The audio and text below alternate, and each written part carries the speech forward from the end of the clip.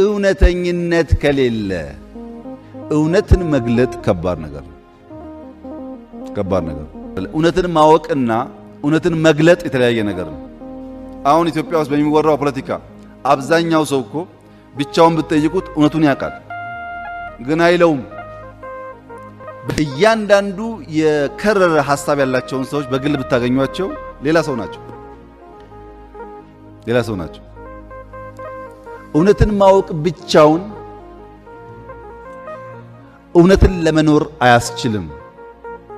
ትሩስፉልነስ ከሌለ፣ እውነተኝነት ከሌለ፣ የሚያስከፍለውን ዋጋ ለመክፈል ዝግጁ ካልተኮነ በስተቀር አይቻልም።